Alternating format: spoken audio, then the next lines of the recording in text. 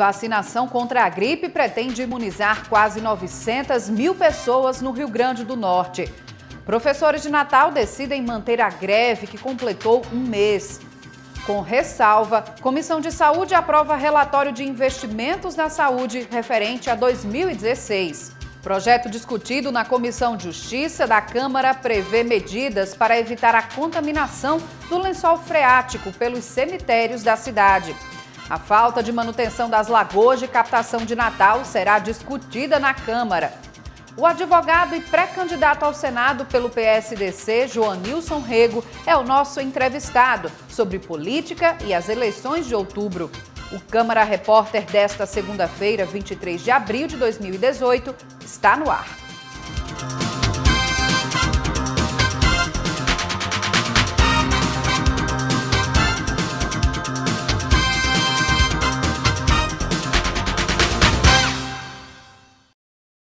Começou nesta segunda-feira e vai até 1º de junho a campanha nacional de vacinação contra a gripe. No Rio Grande do Norte, a meta é vacinar cerca de 900 mil pessoas.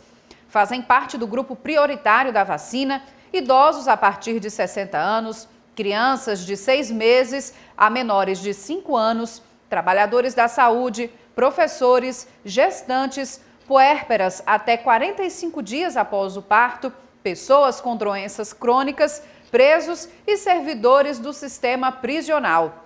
A vacina protege contra os vírus influenza A, H1N1, H3N2 e influenza B. A falta de manutenção das lagoas de captação tem preocupado os moradores de vários bairros de Natal. A cada chuva, aumenta os riscos de transbordamento e alagamentos. Na Cidade da Esperança, a situação não é diferente. A lagoa, localizada numa das principais ruas do bairro, traz diversos transtornos para os moradores do entorno. As bombas estão sem funcionar desde setembro do ano passado. Quando as bombas funcionam, que joga, retirando a água, o que é que ocorre? No Terminal 20, que fica na rua Rio Grande do Sul, aqui próximo, né, a 300 metros, 400 metros, é que dá estourado e surge um grande volume de água e com muita fedentina, a reclamação geral e faz o retorno para a lagoa de captação. Então já também mostramos ao secretário, filmamos. O ano passado, nas chuvas, prometeram que no segundo semestre esse problema estaria resolvido e até agora a gente está sofrendo com isso. Quando transborda, a água chega na casa dos vizinhos. Gente como o aposentado Luiz Câmara. Em 1999, ela encheu que transbordou.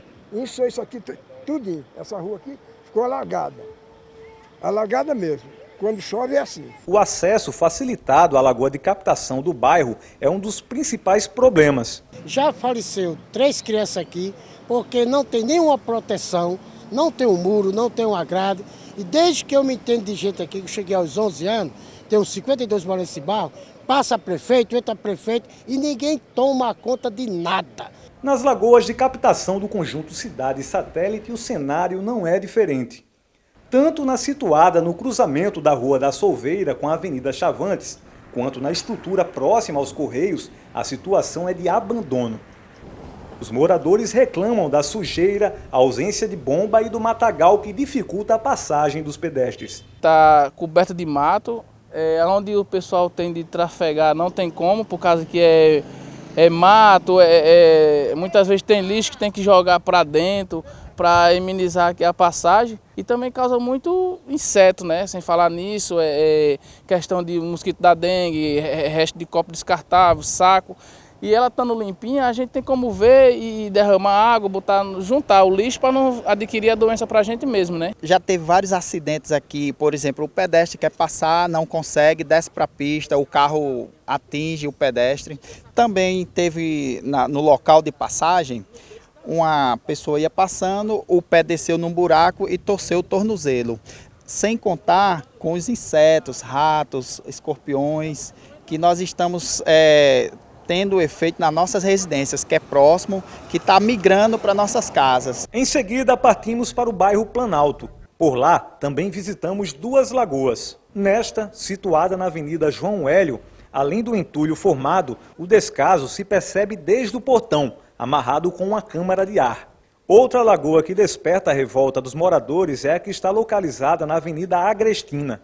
Esta professora reclamou da falta de manutenção no local. É muito inseto, ratos, gabiru, cobra e o alagamento aqui em frente à escola. A Zona Norte de Natal é outra região que sofre com o problema.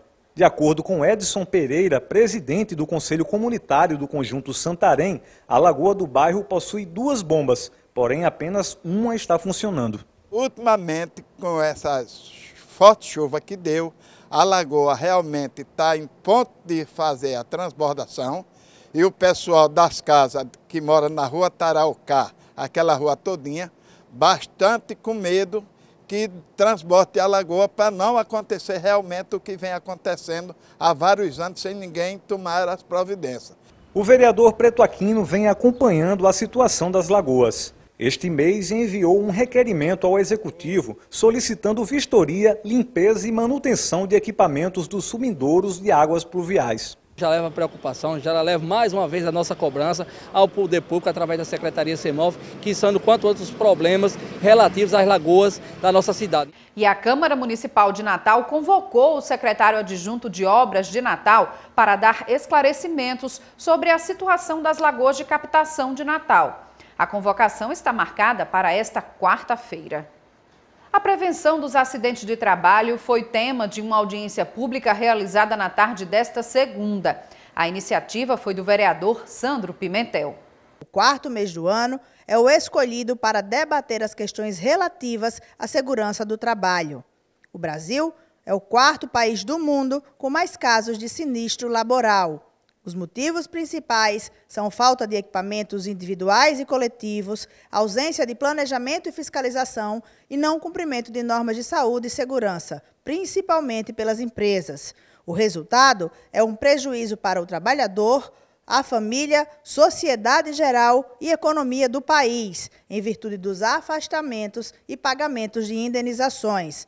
Para os especialistas presentes na audiência, é preciso implementar uma cultura de segurança no trabalho. Nós sentimos também falta dos programas de segurança e de saúde que a legislação obriga, mas que muitas empresas não o fazem, né? Então isso também contribui para o acidente. Além disso, a conscientização do trabalhador de que tem que utilizar o equipamento, tem que estar correndo em benefício da sua saúde. Se dedica o mês de abril para uma reflexão em prol da questão da segurança nos ambientes de trabalho. É muito alto o custo do acidente, tanto para o empregado, como para o empregador e como para o serviço público também, né? Porque depois de um período, acaba que o INSS é quem incorpora todo esse gasto. O prevenir é muito mais barato do que o custear depois o algo curativo.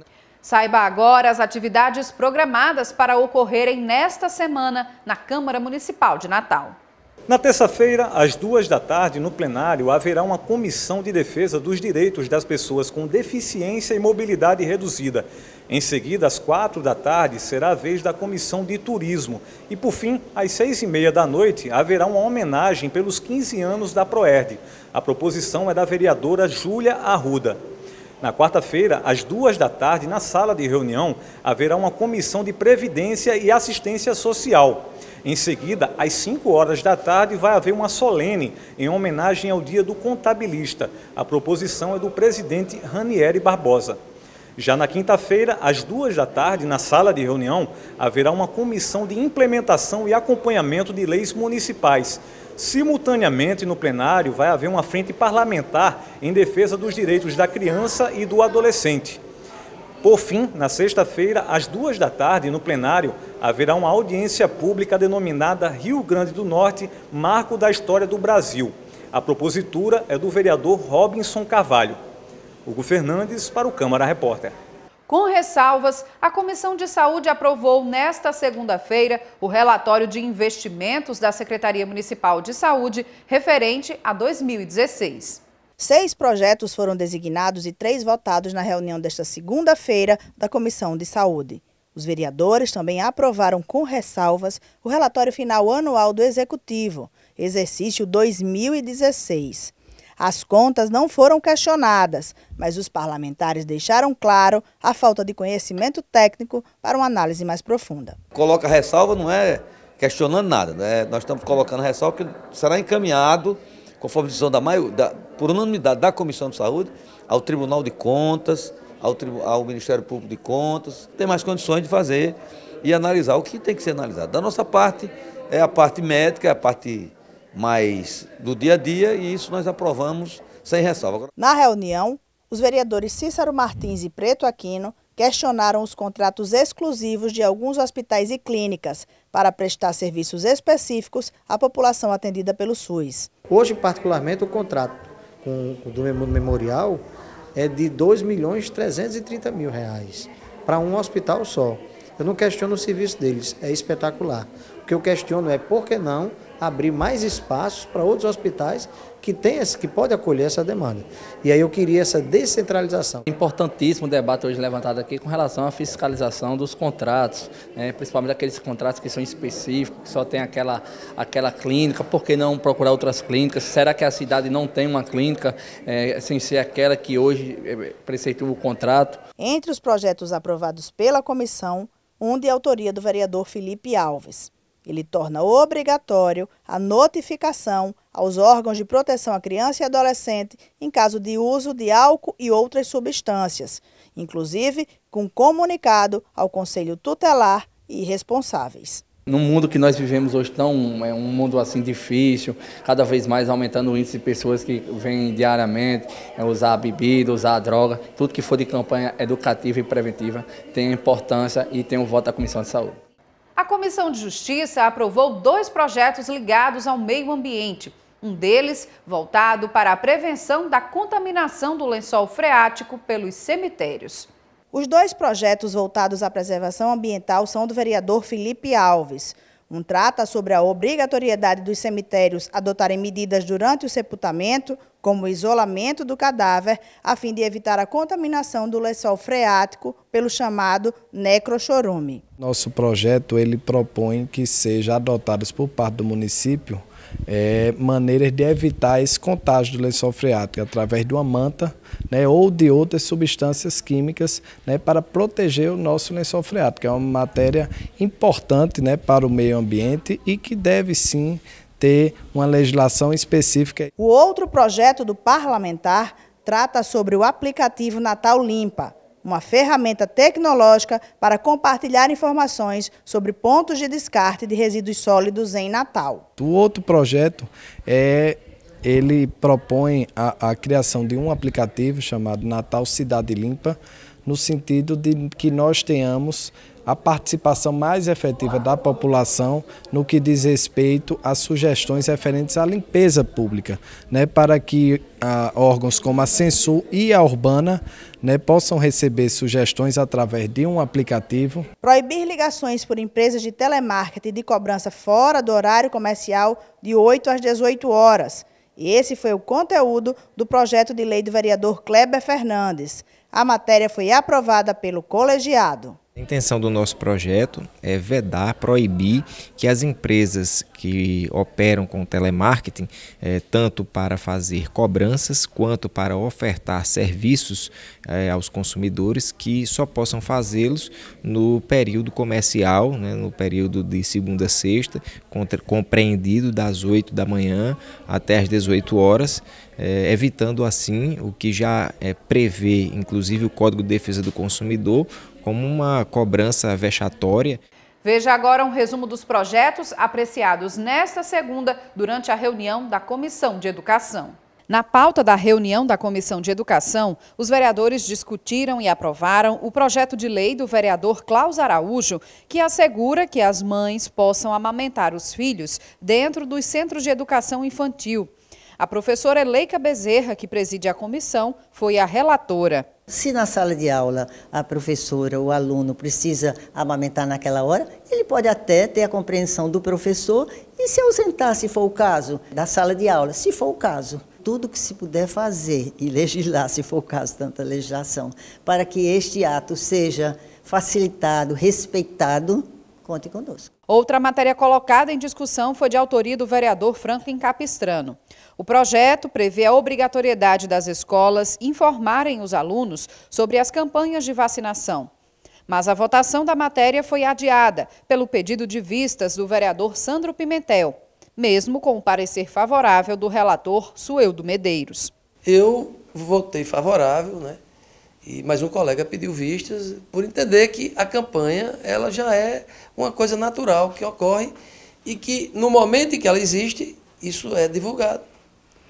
Se ele quis restringir, eu quis ser cortês com ele, não vi nenhum vício de inconstitucionalidade, por isso votei favorável. Vamos ver quais são as emendas que vão chegar. Na pauta da comissão, outros 3 projetos de lei foram designados para a relatoria. Entre eles, o do vereador Preto Aquino, que dispõe sobre a delimitação da área de segurança das escolas de Natal. Sandro Pimentel vai relatar a matéria, mas adiantou que tem uma visão mais ampla sobre o tema. Tem crianças que caminham metros, até mais de 1 quilômetro para vir para a escola. Então, se você tem uma área restrita de segurança na escola em torno de 100 metros, e o após? Quem é que vai prover essa segurança? Então, o que a gente precisa lutar é para que a nossa cidade seja segura, porque aí tanto a criança, como o adulto, como o idoso, como quem quer que seja, vai poder transitar como o seu livre direito de ir e vir com segurança, que é constitucional. Durante a reunião, os vereadores também deliberaram sobre a realização de uma audiência pública para discutir o plano do magistério de Natal. O debate acontecerá no dia 2 de maio. A Prefeitura de Natal tem 2 planos de cargos e salários. Um se destina para quem está na educação infantil, que aí pega creche e pré-escola, 0 a 5 anos. E o outro se destina ao ensino fundamental, que é de 6 aos 14, e aí entra a EJA também, Educação de Jovem Adulto, repetindo. Então é preciso se tratar de uma unificação. Eu acho que está na hora de retomarmos este tema, este assunto, para poder tratar o professor segundo a sua qualificação e não segundo a série o ano que ele está. Tem várias determinações ainda da LDB, da Lei de Diretrizes Básicas da Educação, do próprio plano plurianual que nós aprovamos aqui, e muitas dessas coisas estão em atraso. Então é necessário a gente retomar essa discussão e resgatar tudo aquilo que está em atraso, por que é que não foi feito, se coloca novo prazo, quais as dificuldades que se tem, para a gente seguir acompanhando para e passo aquilo que nós aprovamos. Há 7 dias do prazo final para a declaração do Imposto de Renda 2018, ano base 2017, quase metade dos potiguares ainda não prestaram contas com o leão. De acordo com a Receita Federal, até a última sexta-feira, dia 20, menos de 160 mil declarações foram entregues no Rio Grande do Norte, quando a expectativa é que a declaração seja feita por mais de 302.400 contribuintes. Quem perder o prazo final, que é 30 de abril, pagará multa que pode chegar até 20% do imposto devido. Informações sobre as regras da declaração no site www.receita.fazenda.gov.br. Os candidatos inscritos no último concurso da Polícia Militar, que foi cancelado, já podem pedir a devolução da taxa de inscrição. O concurso foi cancelado porque inicialmente o edital exigia apenas nível médio dos candidatos, mas depois, devido a uma decisão judicial, será exigido nível superior. E para ter acesso ao reembolso é preciso preencher um formulário disponível no site da empresa responsável pela realização do concurso público da PM, que é www.ibad.org.br, ou por meio de um edital publicado pelo governo no Diário Oficial do Estado. Essa solicitação do reembolso pode ser feita até o dia 23 de maio. Após esse prazo, quem não pedir o ressarcimento estará automaticamente inscrito no certame. Mara Rochelle para o Câmara Repórter. A falta de incentivo para as campanhas políticas é o tema do comentário do jornalista Antônio Melo. Confira. Vamos combinar uma coisa. O Brasil é um país capitalista. O fato é esse. Mas quando se trata de eleições, somos mais regulados e fechados e engessados que os regimes totalitários. Aqui, A campanha política é tratada como coisa de bandido. Ao invés de se incentivar a disputa eleitoral, a cada pleito se busca restringi-la, torná-la quase uma atividade clandestina. Veja isso. O período da campanha política já foi de 60 dias, passou para 40 e agora está restrito a 35 dias. Os programas gratuitos chegaram em 2016 a 30 minutos no horário do almoço e mais 30 às 8 da noite, aqui na TV. Agora, são apenas 10 minutos em cada período. E chega-se ao ridículo de determinar centimetragem de adesivos, de regular o tamanho da propaganda em próprios privados, de proibir outdoor e até boné, sem esquecer as doações empresariais. Tudo isso em nome de coibir o abuso do poder econômico. Ora, o limite de gastos autorizado pela Justiça na campanha para presidente, por exemplo, é de 70 milhões de reais.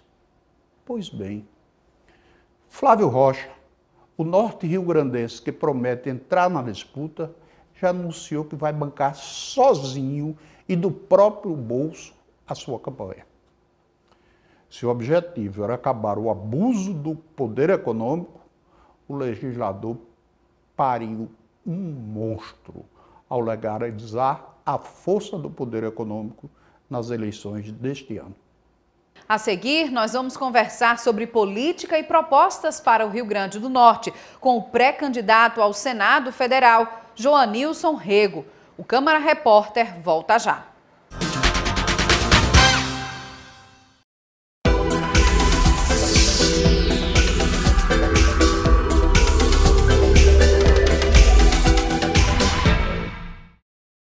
O Parlamento se une para expandir os limites da cidadania. É a Rede Legislativa de TV Digital. Graças ao recurso da multiprogramação, 4 emissoras independentes estão disponíveis em um mesmo canal na sua televisão.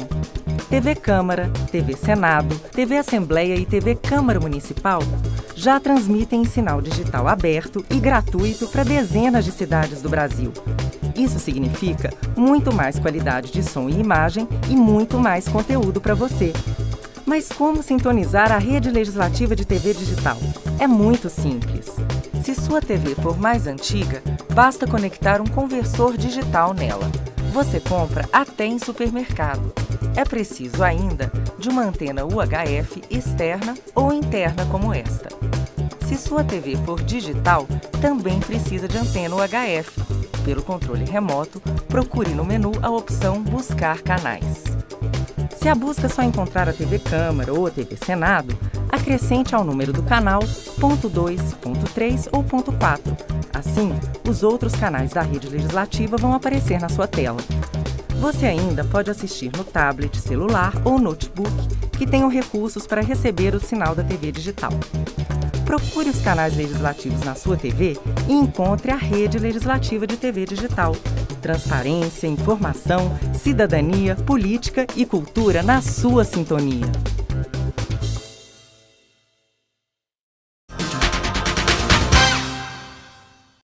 Há pouco mais de 6 meses para as eleições de outubro, o advogado, ex-vereador de Natal, Joanilson Rego, filiado ao PSDC, Partido Social Democrata Cristão, se lançou como pré-candidato ao Senado. E é com ele a nossa entrevista a partir de agora. Olá, doutor Joanilson, seja muito bem-vindo ao Câmara Repórter. Olá, estou muito feliz de estar aqui. O Câmara Repórter, a sua maneira de fazer jornalismo, a informação precisa, criteriosa, anima as pessoas e restitui a crença, a fé, o respeito por uma instituição tão bonita como a imprensa. Certo, doutor Joanilson, nós que agradecemos. E falando em política, né, que é o motivo dessa nossa conversa, o senhor se lançou como pré-candidato ao Senado pelo Rio Grande do Norte. O que é que motiva o senhor a investir nesse desafio? Veja bem, a coisa mais dolorosa, para mim o pecado maior é o pecado da omissão. Você tem um dever republicano de participar, de estar presente, de não se omitir.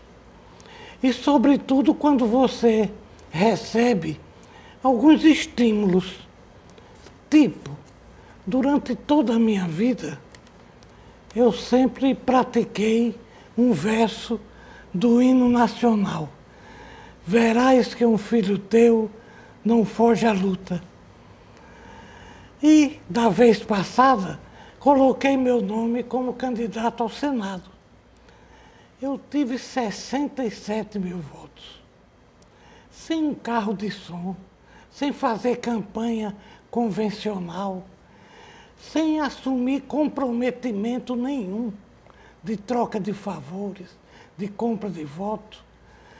Então, mas naquela época não tinha ainda esse clamor popular, essa necessidade, esse lampejo de consciência que os brasileiros estão tendo do dever de participar com consciência, com independência, com altivez. E esse é o cenário, é o ambiente aonde eu me sinto à vontade para não recuar e fazer esse sacrifício que eu peço a Deus que não se transforme em martírio, porque para isso eu não tenho capacidade. Mas para me sacrificar, para sair do meu direito de envelhecer, lendo, repousando, isso é um direito que eu teria, mas que eu sacrifico. Certo. E dentro desse cenário todo aí que o senhor nos expôs, para as eleições desse ano, teremos 2 vagas para o Senado, né, que estão abertas, que vão ser disputadas. Essas 2, inclusive, são de senadores já tradicionais, conhecidos da população. Mas pesquisas mostram que, para esses mesmos candidatos, senadores já conhecidos do nosso estado, há uma grande rejeição, né? Como é que o senhor vê esse cenário, então, para colocar o seu nome, enfim, para concorrer? Pois é, eu vejo isso. Eu tive acesso a algumas pesquisas onde eu, sem ainda ter me lançado, nem sequer nas redes sociais, eu apareço, pontuo direitinho, pontuo bem. Aí eu fico dizendo, como é que pode? Aí eu vou a um restaurante, na Zona Norte, aqui do lado de cá do Rio, e as pessoas me procuram diferentemente do passado. No passado, as pessoas diziam, doutor Joanilson, o senhor é um bom nome, eu refleti, acho que vou votar no senhor. Dessa vez, as pessoas vêm e dizem, vou votar no senhor. É uma diferença de entusiasmo, sabe? Isso tem me deixado assim. Outra coisa que é bom que eu registre, é uma tendência muito forte dessa minha pré-candidatura se transformar, depois da convenção, numa candidatura suprapartidária. Eu ando aí na rua, mas eu sou muito assediado, no bom sentido. As pessoas dizem, doutor Joanilson, eu vou votar em Zenaide no senhor, vou votar em Magnoli no senhor, vou votar em Garibaldi no senhor. Ontem mandou um zap para mim, dizendo, vou votar em Geraldo Mello e no senhor. Quer dizer, eu estou tendo uma preferência por uma espécie de segundo voto, seja lá com quem for. E tem umas pessoas que, de uma maneira engraçada, me dizem, doutor Joanilson, eu estou revoltado com tudo. Então, como não tem outro, eu vou votar no senhor. E eu digo, muito obrigado. Certo. É uma espécie de voto por exclusão. Tem o voto por eleição, por escolha, mas tem esse por exclusão, onde eu estou ouvindo as pessoas, não que elas queiram ser indelicadas, Mas elas me dizem, olha, não tem outro, eu vou votar no senhor. Certo. Então, nesse caso, se o senhor for eleito senador, né, já que o senhor está falando aí que há uma receptividade, uma boa receptividade ao seu nome, quais serão as suas prioridades, né? O que é que o senhor acha que está faltando, por exemplo, na representação federal para o desenvolvimento, para a valorização do Rio Grande do Norte? Minha filha, eu vi essa semana, li uns comentários que o político, por exemplo, na Suécia, ele anda normalmente. Ele anda de ônibus, anda de metrô, anda no seu carro.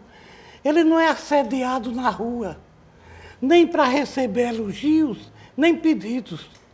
O político é um ser comum, como eu realmente me sinto. Eu não me sinto dono da sabedoria nem do povo. Mas o que eu noto muito é que me preocupa até o executivo, ele executa as leis. O judiciário aplica as leis.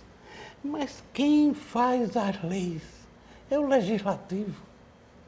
Então, como na minha vida eu fui procurador de república substituto, promotor de justiça, professor de mestrado, presidente de OAB,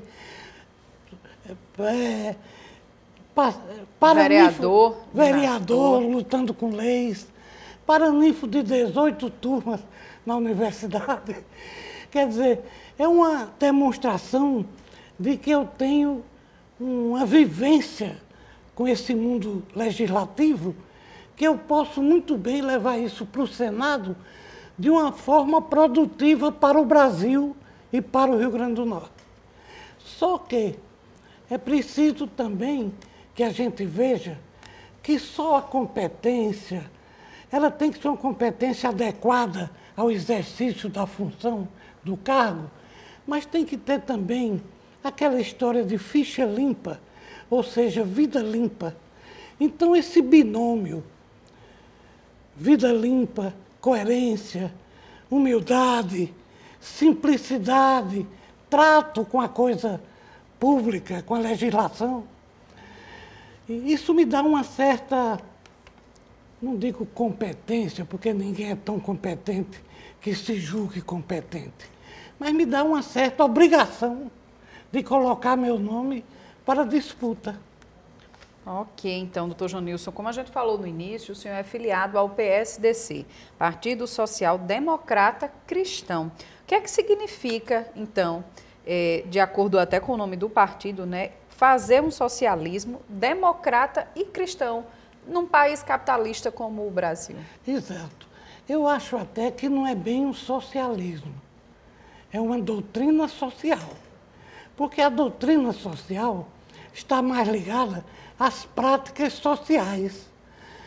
O socialismo está mais ligado ao domínio dos meios de produção pelo Estado. Então, o partido não é um partido socialista democrata cristão. Ele é um partido social democrata cristão. Isso já me dá uma certa tranquilidade, porque eu considero essas ideologias radicais que elas entraram em recesso e elas não interessam muito ao estágio de desenvolvimento do nosso povo. Por exemplo, eu estava lendo essa semana a Bíblia e uns comentários sobre a Bíblia. E ele dizendo que é preciso localizar alguns problemas da Bíblia, porque toda política, toda filosofia, ela é imantada com a realidade local.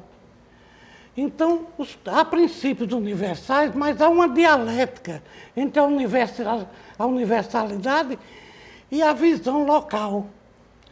Então, aqui no Brasil, não há um clima para um socialismo de Estado.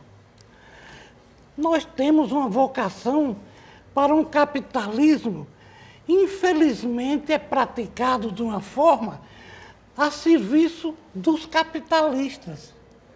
Nós não temos nem sequer um capitalismo de Estado. nós temos uma nação dominada pelo Estado e um Estado dominado pelos ricos, pelos capitalistas, que eles poderiam ficar na deles, produzindo, prestando um serviço imenso ao Brasil, com as suas empresas, com a criação de empregos, com o dinamismo da economia, mas deixasse o Estado em paz, para que ele cuidasse da nação. E não eu vejo, às vezes, uns nomes de ricaços, do dia para a noite, querendo invadir o espaço público. E eles ou fazem diretamente ou indiretamente, através de prepostos, como sempre fizeram até hoje. Por isso, eu acho que uma prova muito grande da minha distância respeitosa com os capitalistas que querem manipular a política é que eu nunca ganho, eu sempre perco. Mas perco dizendo sempre o que o meu pensamento manda dizer. E então, já dentro desse sentido, já que a gente fala de capitalismo, recentemente, né, no ano passado, foi aprovada a reforma trabalhista. A gente, então, gostaria de saber qual é a visão do senhor em relação à reforma trabalhista, mesmo que já aprovada, mas ainda passível de mudanças e discussões no Congresso. A questão da reforma da Previdência, que se chegou a uma expectativa de votação para esse ano, mas até agora não se avançou. E também a questão da reforma política, né? O senhor que tem essa sua experiência, como o senhor colocou, como jurista principalmente, e como legislador, que também já teve sua experiência, né? Qual a sua avaliação sobre essas reformas? Elas são essenciais, precisam ser feitas, mas de que forma precisam ser feitas? Ô Larissa, eu tenho muito receio das coisas que são feitas em gabinete. Hoje em dia, nós temos todo um universo de pessoas interessadas e capacitadas para discutirem. Como se faz uma reforma trabalhista? A revelia do Ministério Público do Trabalho, da Justiça do Trabalho, dos advogados trabalhistas, dos sindicatos, teria que ter tido uma participação mais democrática, mas pelo voto, ouvindo a opinião de todos, mas uma coisa saída, vamos dizer, das costelas do governo e imposta, como foi realmente. Eu sei que houve pessoas que se esforçaram para apresentá-la de uma forma mais amena, mas o conteúdo dela atingiu direitos muito fundamentais, direitos conquistados ao longo do tempo. E nós não podemos, em nome da economia, sacrificar a dignidade humana. Então, muita coisa foi para o lixo, foi para o beleléu. E nós não podemos ficar felizes com isto. A reforma da Previdência, por outro lado, os governos usam os dinheiros da Previdência como querem, quando querem. E, de repente, se recolhem e jogam o pacote feito. Ainda bem que o povo brasileiro foi às ruas, foi aos blogs, às redes sociais e manifestou a sua intolerância. E como esses políticos, na sua grande maioria, não são políticos que defendem as suas ideias, mas que defendem os seus mandatos, eles recuaram estrategicamente, porque é ano eleitoral. Mas, senão, a reforma da Previdência já estava empacotada também. Não quero dizer que nós não tenhamos necessidade de aprofundar os nossos estudos em torno dela, mas aprofundar, e não um congresso como esse, um congresso completamente entregue às lideranças partidárias. Tem deputados que não ocupam a tribuna, deputados federais, que assinam o ponto porque não têm como participar da elite do processo legislativo. São os líderes dos partidos, um percentual pequeno dos deputados, que em nome do povo, e não em nome, quando na realidade estão em nome do governo, e o governo está em nome dos empresários ricos, riquíssimos, diferente do Hermílio de Moraes. Eu não sou contra os empresários na política, mas é preciso que eles tenham vocação pública, porque senão é entregar o galinheiro para as raposas. Compreendo, é verdade. Tem muita coisa que precisa ser revista. E só para a gente encerrar a nossa entrevista aqui, que está maravilhosa, mas eu não falei sobre a reforma política. Ah, reforma política. Pois não, pode continuar. É só um pouquinho, porque você veja bem, essa é fundamentalmente básica. Sim. Como é que nós temos o pluripartidarismo no começo da nossa Constituição. Aí temos 35 partidos que não recebem, bem grande. Como o meu, não recebe fundo partidário. Por um critério que não é critério. Critério subjaz algo justo, algo judicioso, algo honesto. Isso é um arbítrio. Para eu receber fundo partidário, eu teria que ter deputado federal. Por que não eu não poderia ler 20 livros por ano? Que critério é esse? Por que deputado federal? Para que eles se mantenham, eles legislam em causa própria. Eu não tenho tempo de televisão. Eu vou ter 30 segundos contra 9 minutos dos partidos grandes. Os partidos grandes têm 16 milhões de fundo partidário, eu não tenho um tostão. Que pluripartidarismo é esse? Que igualdade é esse na concorrência? Era preciso que o povo... É preciso uma reforma política de uma maneira diferente, como se fosse uma constituinte.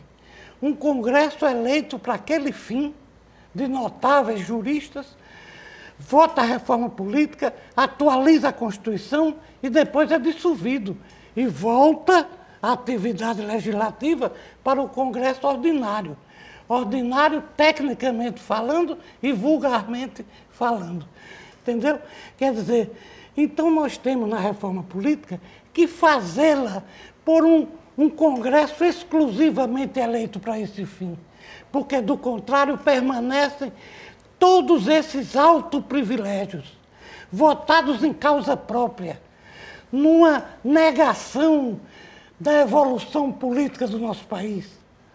Aí, minha filha, diante desse quadro, dessa dificuldade de competir, diante da igualdade de todos na competição, que não existe, é uma desigualdade, o meu ato de ser pré-candidato, de pensar em disputar alguma cadeira na Câmara Alta do país, onde eu representaria o Rio Grande do Norte com algum valor, com alguma competência, procuraria companhias honrosas como Pedro Simão, como Cristóvão Buarque, como Paulo Paim, era com esses que eu procuraria enturmar. Eu não sei se chego. Também não quero dizer que não há nenhuma condição, mas eu quero dizer que é uma luta de um homem digno e corajoso. Realmente são posições e valores assim que a população certamente espera de quem as represente, né? Dos políticos que os represente no Senado, na Câmara Federal, no governo também. E só para a gente encerrar, já que nosso tempo realmente estourou, mas é uma pergunta essencial para ser feita.